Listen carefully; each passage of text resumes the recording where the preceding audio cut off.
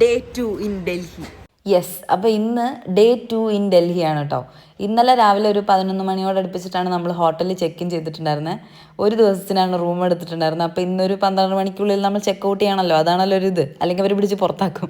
Anyway നമ്മൾ check out ചെയ്ത് നമ്മുടെ സാധനങ്ങളൊക്കെ റിസപ്ഷനിൽ വെച്ചതിന് ശേഷം ഇന്ന് ഡൽഹി ഒന്ന് ചുറ്റിക്കറങ്ങി കാണാമെന്ന് വിചാരിച്ചു. രാവിലെ എണീറ്റാൽ ഉടനെ തന്നെ വിശപ്പിൻ്റെ വിളി വരും, വളരെ സ്വാഭാവികമായിട്ടുള്ള കാര്യം. അപ്പോൾ നമ്മൾ ഇന്ന് രാവിലത്തെ ബ്രേക്ക്ഫാസ്റ്റിന് ഷോല ഭട്ടോരയാണ് കേട്ടോ കഴിക്കുന്നത്. ഇങ്ങനത്തെ വലിയ പേരൊക്കെ ഇട്ട് വിളിക്കുന്നു എന്നേ ഉള്ളൂ. നമ്മുടെ സാധാ പൂരിയും കടലക്കറിയും പിന്നെ അതിൻ്റെ കൂടെ കുറച്ച് സവാളയും ഒരു മുളകും കിട്ടും. അപ്പോൾ ഞാനിതിന് മുന്നേ ഇത് ട്രൈ ചെയ്തിട്ടുണ്ട്. അന്ന് എനിക്ക് അത്ര അങ്ങോട്ട് ഇഷ്ടപ്പെട്ടിട്ടുണ്ടായിരുന്നില്ല. പക്ഷേ ഇന്ന് ഞാൻ കഴിച്ചത് ദ ബെസ്റ്റ് ഷോല ഭട്ടൂരയായിരുന്നു that I ever had in my life. ഞാനും എൻ്റെ ചേട്ടനൊക്കെ പാരമ്പര്യമായിട്ട് ഡ്രൈ സ്കിന്നുള്ള ആൾക്കാരാണ്. അപ്പോൾ ഡൽഹിയിലുള്ള തണുപ്പിൽ നമ്മൾ എത്ര മോയ്സ്ചറൈസർ ഇട്ടാലും സ്കിൻ അങ്ങോട്ട് ടോളറേറ്റ് ചെയ്യുന്നുണ്ടായിരുന്നില്ല. മുഖത്ത് അവിടെ ഇവിടെയൊക്കെ ഇങ്ങനെ പൊളിഞ്ഞൊക്കെ വരുന്നുണ്ടായിരുന്നു. അപ്പോൾ നമ്മൾ അത് കുറച്ച് വാസലിൻ ഇട്ട് അഡ്ജസ്റ്റ് ചെയ്യാം. നമ്മൾ റൂം എടുത്തിട്ടുണ്ടായിരുന്നത് പഹർഗഞ്ചിലുള്ള മെഗാ ബസാർ എന്ന് പറയുന്ന സ്ട്രീറ്റിലാണ് കേട്ടോ. അപ്പോൾ നമ്മുടെ ഡൽഹി റിലേറ്റഡ് ആയിട്ടുള്ള 3ാമത്തെ വ്ളോഗാണ് എൻ്റെ ഇത്. ഇതിന് മുന്നേ ഞാൻ 2 വ്ളോഗ് അപ്ലോഡ് ചെയ്തിട്ടുണ്ട്. അത് കണ്ടിട്ട് നിങ്ങൾ ഇത് കാണുകയാണെന്നുണ്ടെങ്കിൽ കുറച്ചും കൂടെ ഡീറ്റെയിൽ ആയിട്ട് ഞങ്ങളുടെ ജേർണി റിലേറ്റഡ് ആയിട്ടുള്ള കാര്യങ്ങൾ മനസ്സിലാവും. ഞാൻ മുന്നത്തെ വ്ളോഗിൽ പറഞ്ഞിട്ടുള്ളൊരു കാര്യമാണ്. എന്നാലും നമ്മുടെ ഈ ഒരു സ്ട്രീറ്റിൻ്റെ ഒരെൻഡ് എന്ന് പറയുന്നത് ന്യൂഡൽഹി റെയിൽവേ സ്റ്റേഷനും അപ്പുറത്തെ എൻഡ് എന്ന് പറയുന്നത് രാമകൃഷ്ണ മിഷൻ മെട്രോ സ്റ്റേഷനുമാണ്. അപ്പോൾ ഇന്നത്തെ നമ്മുടെ മൊത്തം യാത്രയും മെട്രോ കേന്ദ്രീകരിച്ചിട്ടാണ് കേട്ടോ. അപ്പോൾ അങ്ങനെയാണ് ഇവിടുത്തെ കാര്യങ്ങൾ. ഒരു ചായ കുടിക്കാൻ വേണ്ടിയിട്ടാണ് ക്യാമറയും പിടിച്ച് ഇവിടെ ഇങ്ങനെ നിൽക്കുന്നത്. ചായയ്ക്ക് വേണ്ടി വെയിറ്റ് ചെയ്ത് നിന്നപ്പോൾ കണ്ട വളരെ വ്യത്യസ്തമായിട്ടുള്ളൊരു കാഴ്ചയാണ്. ഒരു പട്ടിയാണെങ്കിൽ ഒരു കാറിൻ്റെ പുറത്ത് കയറി നിന്ന് റിലാക്സ് ചെയ്യാണ്. ഞാനും അബിയും ചായ കുടിക്കുന്ന സമയത്ത് ചേട്ടൻ കഴിക്കുന്ന ഒരു വെറൈറ്റി സാധനമാണ്. ആരെങ്കിലും ശ്രദ്ധിച്ചോ? അത് മറ്റൊന്നുമല്ല, പ്രോട്ടീൻ കയറ്റുന്ന ഒരു സ്വഭാവമുള്ളതുകൊണ്ട് ഇടയ്ക്കിടയ്ക്ക് ഇങ്ങനെ പുഴുങ്ങിയ മുട്ട കഴിച്ചുകൊണ്ടേ. ഈ പട്ടികൾ എവിടെയാണ് കിടക്കുന്നത് നിങ്ങൾ കണ്ടോ? ഇതുപോലത്തെ വളരെ വ്യത്യസ്തമായിട്ടുള്ള വിചിത്രമായിട്ടുള്ള കാഴ്ചകൾ നമുക്ക് ഡൽഹിയിൽ കാണാൻ പറ്റും കേട്ടോ. ഞാൻ മനസ്സിലാക്കിയെടുത്തോളം ഡൽഹിയിലുള്ള മറ്റ് സ്ട്രീറ്റുകളെ വെച്ച് കമ്പയർ ചെയ്യുമ്പോൾ താരതമ്യേന തിരക്ക് കുറഞ്ഞൊരു സ്ട്രീറ്റാണ് മെഗാ ബസാർ എന്ന് പറയുന്നത്. ഇനി ഒരു തവണയും കൂടെ ഡൽഹിയിൽ പോകാനുള്ള ഒരു അവസരം കിട്ടുകയാണെങ്കിൽ ഉറപ്പായിട്ടും ഞാൻ ഈ സ്ട്രീറ്റിലെ റൂം എടുക്കുള്ളൂ. അത് 100% ഷുവറായിട്ടുള്ളൊരു കാര്യമാണ്.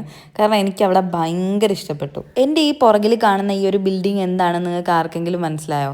നമ്മൾ പണ്ട് ഹിസ്റ്ററിയിൽ രാമകൃഷ്ണ മിഷൻ എന്ന് പറഞ്ഞിട്ട് ഒരു കമ്മിറ്റി ഉണ്ടാക്കി എന്നൊക്കെ പറഞ്ഞ് പഠിച്ചിട്ടില്ലേ? പണ്ട് 10th-ലോ 9th-ലാണെന്ന് തോന്നുന്നു, എനിക്ക് ഓർമ്മയില്ല. അപ്പം അതിൻ്റെ എന്തോ റിലേറ്റഡ് ആയിട്ടുള്ളൊരു ബിൽഡിങ്ങും കാര്യങ്ങളൊക്കെയാണിത്. എനിക്കൊരു കേട്ട് പരിചയം മാത്രമേ ഉള്ളൂ. അതിൻ്റെ ഹിസ്റ്ററിയും കാര്യങ്ങളൊന്നും ഞാൻ തപ്പാൻ നിന്നില്ല. ആർക്കെങ്കിലും അതിനെപ്പറ്റി ഡീറ്റെയിൽ ആയിട്ട് അറിയാമെങ്കിൽ താഴെ കമൻറ്റ് ചെയ്യുക. ഞാൻ നേരത്തെ പറഞ്ഞല്ലോ, ഈ ഒരു മെട്രോ സ്റ്റേഷൻ്റെ പേര് രാമകൃഷ്ണ മിഷൻ എന്നാണ്. മേ ബി ഈ ഒരു ബിൽഡിംഗ് ഇവിടെ ഇരിക്കുന്നതുകൊണ്ടായിരിക്കാം ആ മെട്രോ സ്റ്റേഷന് രാമകൃഷ്ണ മിഷൻ എന്ന് പേര് വന്നത്. So simple. അപ്പോൾ ഇവിടെ ഒരു വിവേകാനന്ദ സ്വാമികളുടെ ഒരു സ്റ്റാച്ചുവും കാര്യങ്ങളൊക്കെ ഇരിക്കുന്നുണ്ടായിരുന്നു കേട്ടോ. അങ്ങനെ നമ്മളിത് മെട്രോ സ്റ്റേഷൻ്റെ അകത്തേക്ക് കയറി.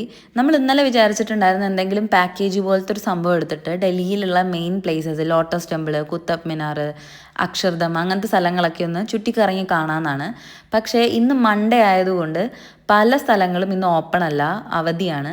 അപ്പോൾ പിന്നെ നമ്മളൊരു പാക്കേജ് എടുത്ത് പോകുന്നത് കൊണ്ട് ഒരു ബെനിഫിറ്റ് ഉള്ളതായിട്ട് തോന്നിയില്ല. അതുകൊണ്ട് ഞങ്ങൾക്ക് ഇഷ്ടപ്പെട്ട 1-2 സ്ഥലങ്ങൾ മെട്രോയിൽ കയറി ഇറങ്ങി കാണാമെന്ന് വിചാരിച്ചു. ഇന്നത്തെ നമ്മുടെ ഫസ്റ്റ് ഡെസ്റ്റിനേഷൻ എന്ന് പറയുന്നത് സരോജിനി മാർക്കറ്റാണ് കേട്ടോ.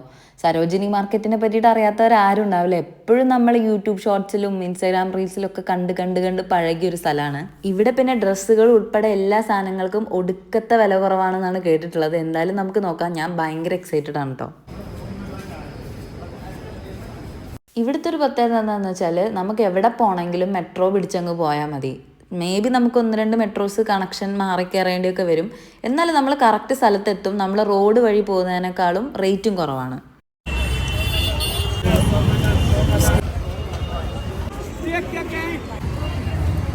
ഫൈനലി നമ്മൾ നമ്മുടെ ഡെസ്റ്റിനേഷൻ എത്തിയിരിക്കുകയാണ്. ഇൻസ്റ്റാഗ്രാമിലും റീൽസിലും ഷോർട്സിലും മാത്രം കണ്ടിട്ടുള്ള സരോജിനി മാർക്കറ്റ്. ഇപ്പം ഏകദേശം ഒരു 11 മണി ആയിട്ടുണ്ടാവുള്ളൂ. എന്നാലും ഇവിടുത്തെ തിരക്ക് നോക്ക്.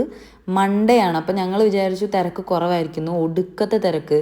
എനിക്ക് തോന്നുന്നു ബ്രോഡ്വേയിൽ ക്രിസ്മസ് ടൈമിൽ പോലും ഇത്രയും തിരക്കുണ്ടാവില്ല. ഒരുപാട് ഭംഗിയുള്ള ക്യൂട്ടായിട്ടുള്ള സാധനങ്ങൾ ഇവിടെ ഉണ്ടായിരുന്നു കേട്ടോ. ഡോണ്ട് വറി, എല്ലാം ഞാൻ നിങ്ങൾക്ക് കാണിച്ചു തരാം. പിന്നെ നമ്മൾ വീട്ടിൽ നിന്ന് വരുന്ന സമയത്ത് സൺഗ്ലാസസ് എടുക്കാൻ മറന്നിട്ടുണ്ടായിരുന്നു. അപ്പോൾ മണാലി പോകുമ്പോൾ സൺഗ്ലാസസ് എന്തായാലും വേണം. അപ്പോൾ വാങ്ങണോ വേണ്ടേ എന്നുള്ളൊരു കൺഫ്യൂഷനിലായിരുന്നു. ഇതിപ്പോൾ വെച്ച് കുറച്ച് ഷോ കാണിച്ചു എന്നേ ഉള്ളൂ, പക്ഷേ വാങ്ങിയില്ല. കുട്ടികളെയൊക്കെ കൊണ്ട് ഇങ്ങോട്ട് വരാൻ തന്നെ പറ്റില്ല കേട്ടോ. കാരണം ഇവിടെ ഒടുക്കത്തെ തിരക്കാണ്. അപ്പം നമ്മൾ വളരെ കെയർഫുള്ളായിട്ട് പോകണം. പിന്നെ പോക്കറ്റടിയും കാര്യങ്ങളൊക്കെ നമ്മൾ ശ്രദ്ധിക്കുകയും വേണം. ഡൽഹിയിൽ ഇപ്പോൾ വിൻ്റർ സീസൺ ആയതുകൊണ്ട് തന്നെ ജാക്കറ്റും കാര്യങ്ങളൊക്കെയാണ് കൂടുതലും ഇവിടെ കാണാനായിട്ട് പറ്റുന്നുണ്ടായിരുന്നത്. നമ്മുടെ നാട്ടിൽ ഈ ബംഗാളി കമ്മൽ എന്ന് പറയില്ലേ, അതിൽ വലിയ കമ്മലിന് 100 രൂപയും ചെറിയ കമ്മലിന് 40 രൂപയാണ് സാധാരണ നമ്മുടെ നാട്ടിൽ കിട്ടുക. പക്ഷേ ഇവിടെയാണെങ്കിൽ വലിയ കമ്മലിന് 60 രൂപയും ചെറിയ കമ്മലിന് 30 രൂപയാണ്. പിന്നെ ഇവിടെയാണെങ്കിൽ ഇങ്ങനെ ഒരു ബജ്ജി ഇരിക്കുന്നുണ്ട്. അപ്പോൾ കഴിക്കാൻ വേണ്ടി ഒരു കൊതി. അപ്പം ഞങ്ങൾ ഒരു പോർഷൻ വാങ്ങിച്ച് 3 പേരും കൂടെ കഴിച്ചു. ടേസ്റ്റ് ഉണ്ടോ എന്ന് ചോദിച്ചു കഴിഞ്ഞാൽ തരക്കേടില്ലാത്തൊരു ടേസ്റ്റ് ആയിരുന്നു കേട്ടോ. എനിക്ക് തോന്നുന്നു ഡൽഹിയിൽ വന്നു കഴിഞ്ഞാൽ ആളുകൾ ബാർഗെയിൻ ചെയ്യാത്ത ഒരൊറ്റ കാര്യം ഫുഡിന് വേണ്ടിയിട്ട് മാത്രമായിരിക്കും. ബാക്കി എല്ലാ കാര്യവും ഇപ്പോൾ ഒരു ഓട്ടോറിക്ഷയിൽ കയറുന്നതാണെങ്കിൽ പോലും ഒടുക്കത്തെ ബാർഗെയിനിങ് നടന്നതിന് ശേഷം മാത്രമാണ് ആ ഒരു പരിപാടി അവിടെ നടക്കുക. ഇതാണ് ഞാൻ പറഞ്ഞ 60 രൂപയുടെ കമ്മൽ. ഞാൻ ഇതുവരെ ഇത്രയും വലിയ കമ്മലൊന്നും ഇട്ടിട്ടില്ല. എന്നാലും കണ്ടപ്പോൾ എങ്ങനെയുണ്ട് എന്നറിയാൻ വേണ്ടിയിട്ടൊന്ന് എടുത്തു നോക്കി. ഈ ഒരു ക്യൂട്ട് കുട്ടി ചെയിന് ഞാൻ കയറി വന്ന സമയത്ത് തന്നെ നോട്ടിട്ടിട്ടുള്ളൊരു കാര്യമായിരുന്നു. അപ്പോൾ ഇവർ പറഞ്ഞിട്ടുണ്ടായിരുന്നത് 2 എണ്ണം 100 രൂപ എന്നാണ്. പിന്നെ നമ്മൾ ബാർഗെയിൻ ചെയ്ത് 5 എണ്ണം 100 രൂപയ്ക്ക് വാങ്ങിച്ചു. നല്ല രസമല്ലേ ഇത് കാണാൻ? ബാർഗെയിനിങ്ങിൻ്റെ ഓരോ പവറേ. ഇത് നല്ല രസമുണ്ട്.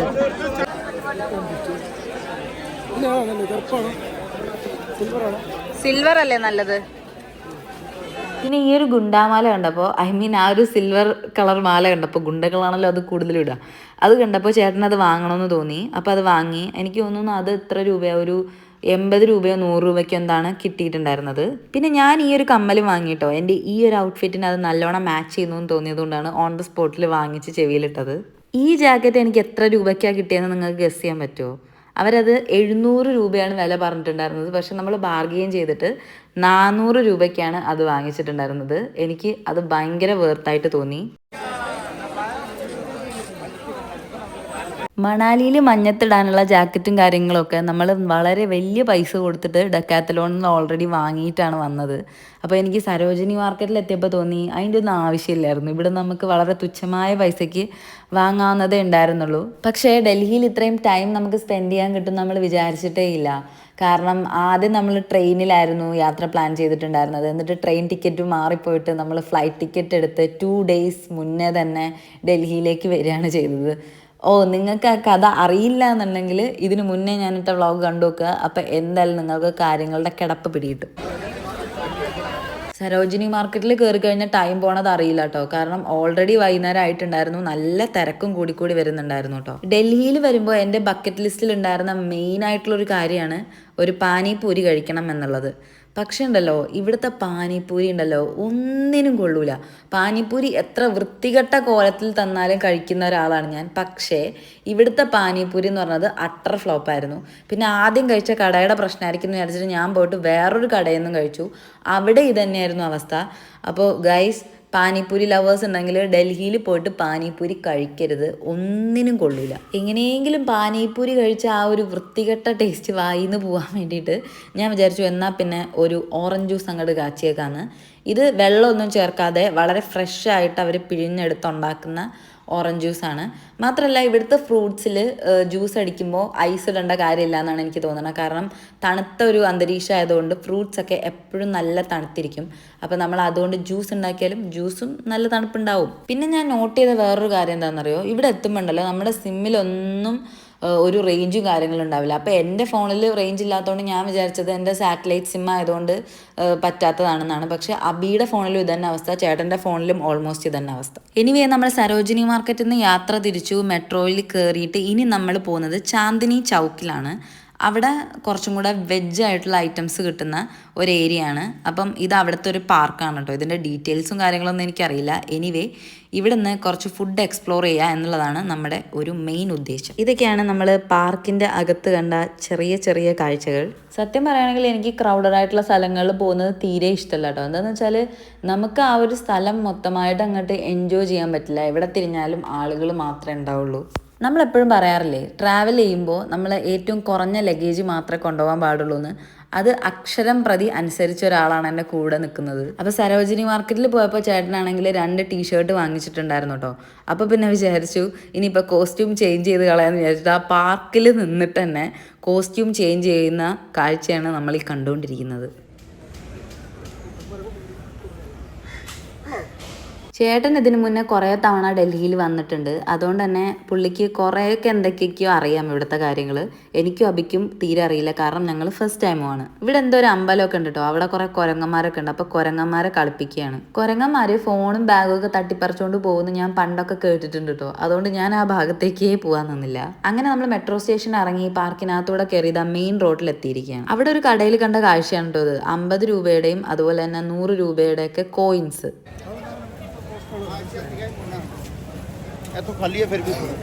ചാന്ദിനി ചൗക്കിലുള്ള ഫുഡുകൾ എക്സ്പ്ലോർ ചെയ്യുക എന്നുള്ളതാണ് ഇനി നമ്മൾ ചെയ്യാൻ പോകുന്ന പരിപാടി. അപ്പോൾ ഞാൻ നേരത്തെ പറഞ്ഞ പോലെ ഇവിടെ വെജുകൾ മാത്രമേ കിട്ടുള്ളൂ കേട്ടോ.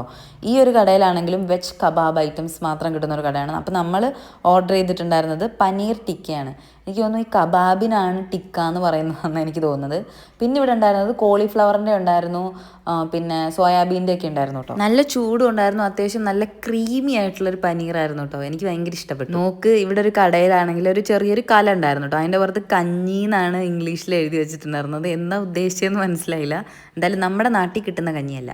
ഒരു ബായി ചപ്പാത്തി ഉണ്ടാക്കുന്ന സീനാണിത്. നല്ല പാനിപ്പൂരി കിട്ടാത്തതിൻ്റെ വിഷമം എനിക്ക് നല്ലോണം ഉണ്ടായിരുന്നു. അതുകൊണ്ട് ഞാൻ ലാസ്റ്റ് ടൈം ചാന്ദിനി ചൗക്കിന്ന് പാനിപ്പൂരി ട്രൈ ചെയ്യാമെന്ന് വിചാരിച്ചു. ഇത് ആക്ച്വലി പാനിപ്പൂരി അല്ല, ഗോൾഗപ്പയാണ്. പൂരിയിലും പിന്നെ അതിൻ്റെ ഉള്ളിലെ സ്റ്റഫിലും ചെറിയ ചെറിയ വ്യത്യാസം മാത്രമുണ്ട് കേട്ടോ. അപ്പോൾ ചേട്ടൻ ഇതുവരെ പാനിപ്പൂരി ട്രൈ ചെയ്തിട്ടില്ല. അതൊന്ന് ട്രൈ ചെയ്ത് നോക്കി. പക്ഷേ പുള്ളിക്ക് തീരെ ഇഷ്ടപ്പെട്ടില്ല. ആ എക്സ്പ്രഷൻ കണ്ടില്ലേ? ഇത് ഭയങ്കര അടിപൊളിയായിരുന്നു എന്ന് ഞാൻ ഒരിക്കലും പറയില്ല. പക്ഷേ ഞാൻ സരോജിനി മാർക്കറ്റിൽ നിന്ന് കഴിച്ച 2 പാനിപ്പൂരികളെ കമ്പയർ ചെയ്യുമ്പോൾ തമ്മിൽ ഭേദം തൊമ്മനായിരുന്നു. ഈ ഭായിമാരാണെങ്കിൽ നല്ല ചൂട് റൊട്ടി എന്തോ ഒരു കറിയും ഇങ്ങനെ വിൽക്കുന്നുണ്ടായിരുന്നു കേട്ടോ. ആ റൊട്ടി കണ്ടാൽ തന്നെ അറിയാം ഭയങ്കര സോഫ്റ്റ് ആയിരുന്നു, നല്ല ടേസ്റ്റ് ഉണ്ടായിരുന്നു കേട്ടോ. ഇതൊരു മസ്റ്റ് ട്രൈ സാധനമാണ്. നമ്മൾ വായിലേക്ക് ഇങ്ങനെ ഇടുമ്പോൾ തന്നെ അങ്ങനെ അലിഞ്ഞലിഞ്ഞ് പോകുന്ന ഒരു കൈൻഡ് ഓഫ് റൊട്ടി ആയിരുന്നു. എനിക്ക് ഭയങ്കര ഇഷ്ടമായി ഗൈസ്. പിന്നെ എൻ്റെ ഈ ഒരു ഡൽഹി ട്രിപ്പിൽ ഞാൻ കഴിച്ചതിൽ എനിക്ക് ഏറ്റവും ഇഷ്ടപ്പെട്ടൊരു സാധനമാണിത്, മട്ക റബഡി. ഇതിന് 100 റുപ്പീസാണ് ഒരു കുഞ്ഞു കലത്തിന് വരുന്നത്. ബട്ട് കിഡിലൻ ടേസ്റ്റ് ആയിരുന്നു, മസ്റ്റ് ട്രൈ ആണ്. നിങ്ങളിത് എവിടെയെങ്കിലും കാണുകയാണെന്നുണ്ടെങ്കിൽ കഴിക്കണം. ചാന്ദിനി ചൗക്കിൽ വരികയാണെങ്കിൽ ഇത് മസ്റ്റായിട്ട് കഴിക്കണം. ഇതാണെങ്കിൽ ചാന്ദിനി ചൗക്കിലുള്ള വളരെ ഫേമസ് ആയിട്ടുള്ളൊരു മോമോ ഷോപ്പാണ് കേട്ടോ. ഇവിടെ ആണെങ്കിൽ കുറേ ഇൻഫ്ലുവൻസേഴ്സ് വന്നിട്ട് ഈ മോമോനെ പറ്റിയിട്ടുള്ള വീഡിയോസും കാര്യങ്ങളൊക്കെ എടുക്കുന്നുണ്ടായിരുന്നു. അപ്പം അതുണ്ടാക്കുന്ന ആ ബയ്യാണെങ്കിൽ അതിനെ പറ്റിയിട്ട് ഇങ്ങനെ എക്സ്പ്ലെയിൻ ചെയ്ത് പറഞ്ഞുകൊണ്ടിരിക്കുകയാണ്. സാധാ മോമോ എന്ന് പറയുമ്പോൾ നമ്മൾ ചിക്കൻ മോമോ ഒക്കെ അല്ലേ ഓർമ്മ വരാറ്. പക്ഷേ ഇത് കംപ്ലീറ്റ് വെജ് മോമോ ആണ്. ബയ്യ പറയുന്നത് ഇത്രയും വലിയ സൈസിലുള്ളൊരു മോമോ ഈ പഞ്ചായത്തിൽ കിട്ടൂല എന്നാണ് കേട്ടോ. എൻ്റെ വയറിൽ സ്ഥലമില്ലാത്തതുകൊണ്ട് ഞാൻ എന്തായാലും മോമോ ട്രൈ ചെയ്യാൻ നിന്നില്ല. നമ്മളിതാ തിരിച്ച് ഹോട്ടലിലേക്ക് പോവാണ് കേട്ടോ. കാരണം നമ്മുടെ സാധനങ്ങളൊക്കെ നമ്മൾ ചെക്കൗട്ട് ചെയ്ത് റിസപ്ഷനിലാണല്ലോ വെച്ചിട്ടുണ്ടായിരുന്നത്. അപ്പോൾ ഹോട്ടൽ എത്താറായപ്പോൾ നമ്മുടെ മെഗാ ബസാർ സ്ട്രീറ്റിൽ കണ്ടൊരു കാഴ്ചയാണിത്.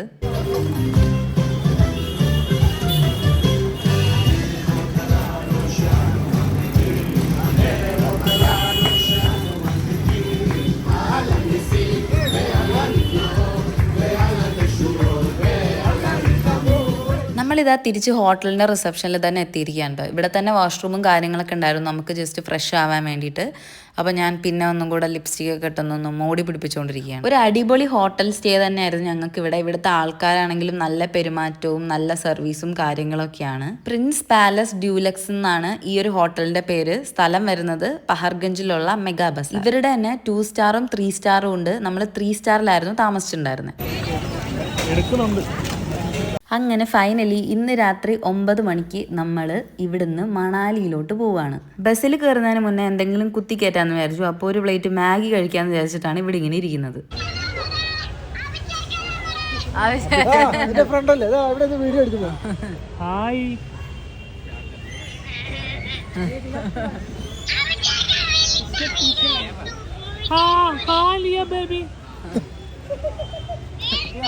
സത്യം പറഞ്ഞാൽ അത്ര വിശന്നിട്ടൊന്നും അല്ല കേട്ടോ ഇപ്പോൾ ഈ മാഗി കഴിക്കാൻ പോകുന്നത്.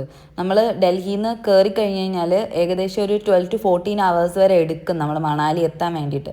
അപ്പോൾ എങ്ങാനും ഇടയ്ക്ക് വിശന്നാലോ എന്ന് വിചാരിച്ചിട്ടാണ് നമ്മൾ ഒരു പ്ലേറ്റ് മാഗി കുത്തിക്കയറ്റാം എന്ന് വിചാരിച്ചത്. നോർമൽ മാഗി അല്ല, അതിൽ തക്കാളിയും സവാളയൊക്കെ ഇട്ടിട്ടുള്ള ഒരു സ്പെഷ്യൽ പ്രിപ്പറേഷൻ ആയിരുന്നു. അത്യാവശ്യം നല്ല ടേസ്റ്റ് ഉണ്ടായിരുന്നു. വിശപ്പില്ലെങ്കിലും പതുക്കെ മൊത്തവും ഞാൻ തന്നെ കഴിച്ചു. ഈ നിൽക്കുന്നത് രാമകൃഷ്ണ മിഷൻ മെട്രോ സ്റ്റേഷനിലാണ് കേട്ടോ. ഇനി ഇവിടുന്ന് നമുക്ക് കയറിയിട്ട് കാശ്മീരി ഗേറ്റിലേക്കാണ് പോകാനുള്ളത്. അവിടെയാണ് നമ്മുടെ ബസ് സ്റ്റേഷൻ.